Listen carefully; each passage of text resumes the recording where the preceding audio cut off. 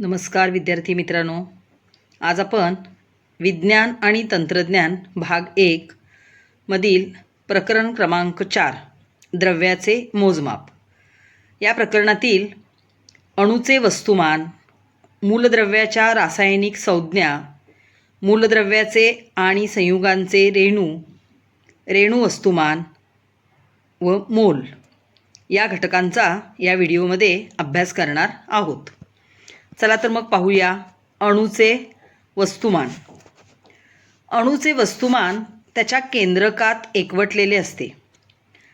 ते त्यातील प्रोटॉन व न्यूट्रॉनमुळे असते. पहा, अणूचे वस्तुमान केंद्रकात प्रोटॉन आणि न्यूट्रॉनमुळे एकवटलेले असते.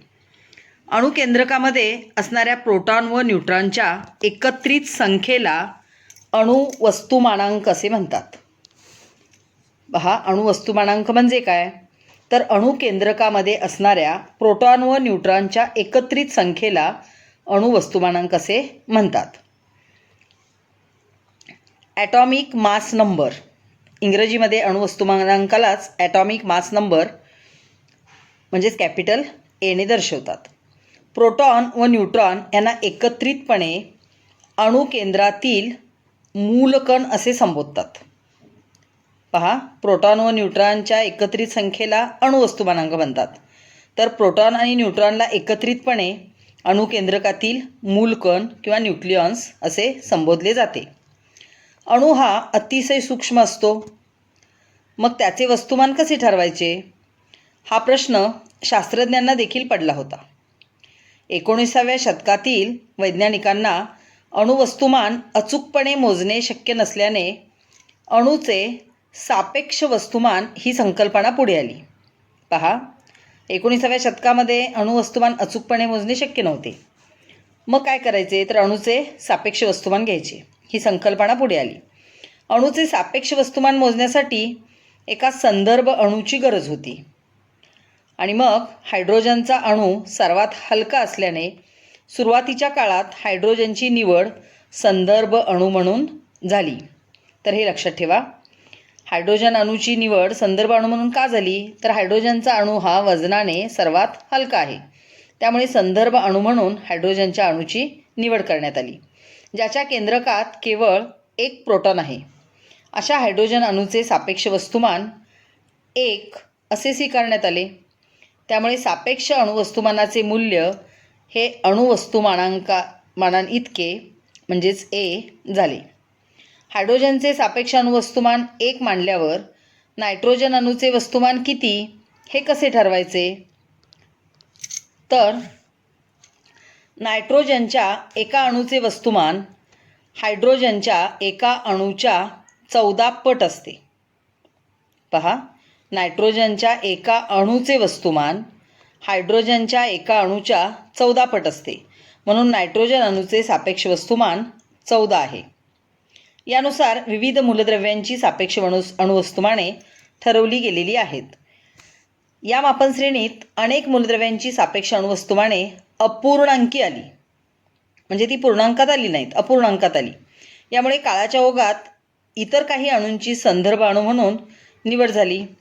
शेवटी 1961मध्ये कार्बन अणूची संदर्भ अणू म्हणून निवड झाली. या पद्धतीत कार्बनच्या एका अणूचे सापेक्ष वस्तुमान 12 स्वीकारले गेले. कार्बन अणूच्या तुलनेत हायड्रोजनच्या एका अणूचे सापेक्ष वस्तुमान 12 गुणिले 1/12 म्हणजेच 1 असे ठरते. अणूंच्या सापेक्ष अणुवस्तुमानांच्या पट्टीवर एक प्रोटॉन व एक न्यूट्रॉन यांचे वस्तुमान अंदाजे 1 असे असते. आताच्या काळात अणूचे वस्तुमान प्रत्यक्ष मोजण्याच्या अधिक अचूक पद्धती विकसित झालेल्या आहेत. त्यामुळे अणुवस्तुमानासाठी सापेक्ष वस्तुमानाऐवजी एकीकृत वस्तुमान म्हणजेच युनिफाईड मास हे एकक स्वीकारले आहे. पहा, एकीकृत वस्तुमान हे एकक का स्वीकारले गेले? तर पूर्वीच्या काळी अणूचे वस्तुमान घेणे शक्य नव्हते. त्यावेळी सापेक्ष अणुवस्तुमाने स्वीकारली गेली. पण आताच्या काळात वस्तुमान मोजण्यासाठी अधिक अचूक पद्धती विकसित झाल्या आणि त्यामुळे अणुवस्तुमानासाठी सापेक्ष वस्तुमानाऐवजी एकीकृत वस्तुमान ही पद्धत स्वीकारली, हे एकक स्वीकारले गेले. या एककाला डाल्टन असे म्हणतात. यासाठी म्यू ही संज्ञा वापरतात आणि 1 म्यू बरोबर 1.66053904 गुणिले 10⁻27 किलोग्रॅम इतकी त्याची किंमत आहे. मूलद्रव्यांच्या रासायनिक संज्ञा सांगा पाहू. या ठिकाणी काही प्रश्न दिलेले आहेत. त्यामधील पहिला प्रश्न आहे, रसायनशास्त्रात एखादे मूलद्रव्य कसे दर्शवितात? तर रसायनशास्त्रात डाल्टनने मूलद्रव्यांच्या संज्ञा दर्शवण्यासाठी चिन्हांचा वापर केला होता. आज आपण IUPAC म्हणजेच international union of pure and applied chemistry ने ठरवलेल्या संज्ञा वापरतो. ही अधिकृत नावे व संज्ञा असून जगभर त्या वापरल्या जातात. जगभर सामान्य नाव वापरले जात नाही, तर जगभर IUPAC नाव काय केले जाते, वापरले जाते. ही पद्धती बर्झेलियसने शोधलेल्या पद्धतीवर आधारित आहे. दुसरा प्रश्न, तुम्हाला माहीत असलेल्या काही मूलद्रव्यांच्या संज्ञा लिहा. आता आपल्याला माहीत असलेल्या मूलद्रव्यांच्या संज्ञा लिहू शकतो. आपण हायड्रोजनपासून सुरुवात करूया. हायड्रोजनची संज्ञा काय आहे, तर H. तर तुम्हाला हे माहीत असेल, संज्ञा लिहिताना पहिले अक्षर कॅपिटल लिहितात आणि जर 2 अक्षर असतील तर दुसरे अक्षर स्मॉल लेटरमध्ये लिहितात. हायड्रोजनचा अणुअंक 1 आहे, त्याची संज्ञा हायड्रोजनची H आहे. हायड्रोजन नंतर हेलियम, तर हेलियमची संज्ञा आहे He. Lithium capital L small I. Sodium Na. Potassium K. Magnesium Mg. Aluminium Al. अशा बऱ्याच संज्ञा आपल्याला लिहिता येतील. त्यानंतर पुढील प्रश्न आहे, अँटीमनी, लोह, सोने, चांदी, पारा, शिसे, सोडियम यांच्या संज्ञा लिहा. आता आपण क्रमशः संज्ञा पाहूया. अँटीमनी, तर अँटीमनीची संज्ञा आहे Sb. त्यानंतर लोह म्हणजेच आयर्न, लोखंड, त्याची संज्ञा आहे Fe. पुढे सोने, सोन्याची संज्ञा आहे Au. चांदी, चांदीची संज्ञा Ag.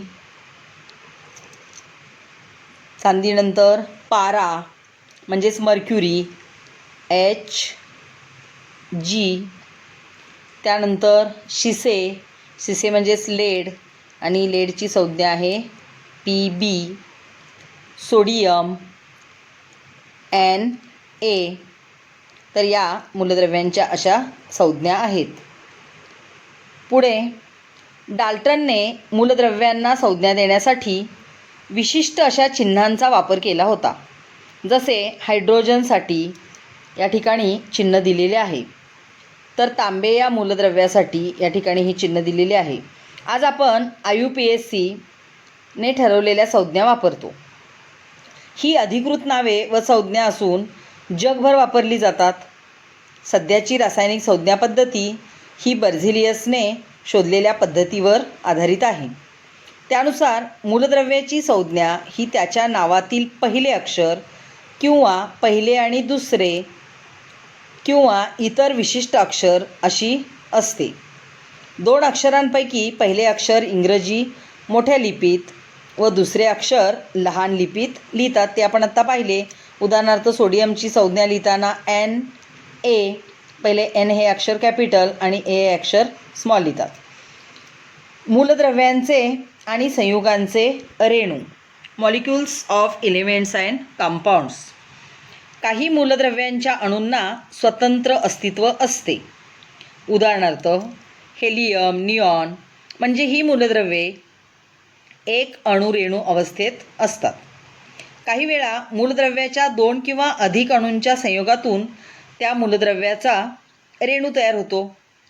अशी मूलद्रव्ये बहुअणू रेणू अवस्थेत असतात. पहा, काही मूलद्रव्यांच्या अणूंना स्वतंत्र अस्तित्व असते, म्हणजेच हेलियम, निऑन ही मूलद्रव्ये एक अणू रेणू अवस्थेत असतात. परंतु काही मूलद्रव्यांचे 2 किंवा अधिक अणूंच्या संयोगातून त्याचा रेणू तयार होतो. अशा मूलद्रव्यांना बहुअणू रेणू अवस्थेत अशी मूलद्रव्ये बहुअणू रेणू अवस्थेत आपल्याला मिळतात. उदाहरणार्थ ऑक्सिजन, नायट्रोजन ही मूलद्रव्ये द्विअणू रेणू अवस्थेमध्ये, म्हणजेच O2, N2, हायड्रोजनचा H2 या प्रकारे ही द्विअणू रेणू आहेत. जेव्हा वेगवेगळ्या मूलद्रव्यांचे अणू एकमेकाशी संयोग पावतात तेव्हा संयुगाचे रेणू तयार होतात. पहा, एकाच मूलद्रव्याचे अणू एकत्र येतात त्यावेळी त्याच मूलद्रव्याचा द्विअणू रेणू किंवा बहुअणू रेणू तयार होतो. पण वेगवेगळ्या मूलद्रव्यांचे अणू जेव्हा एकमेकाशी जोडले जातात तेव्हा संयुगांचे रेणू तयार होतात. म्हणजेच मूलद्रव्यामधील रासायनिक आकर्षणामुळे संयुगे तयार होतात. रेणू वस्तुमान. एखाद्या पदार्थाचे रेणू वस्तुमान म्हणजे त्याच्या एका रेणूमधील सर्व अणूंच्या अणुवस्तुमानांची बेरीज होय. पहा, रेणू वस्तुमान म्हणजे काय, तर एखाद्या पदार्थाचे रेणू वस्तुमान म्हणजेच त्याच्या एका रेणूमधील, त्या पदार्थाच्या एका रेणूमधील सर्व अणूंच्या अणुवस्तुमानांची बेरीज.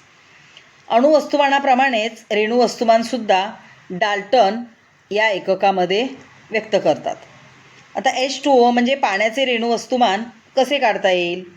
पहा, आपण पाण्याचे रेणू वस्तुमान काढणार आहोत.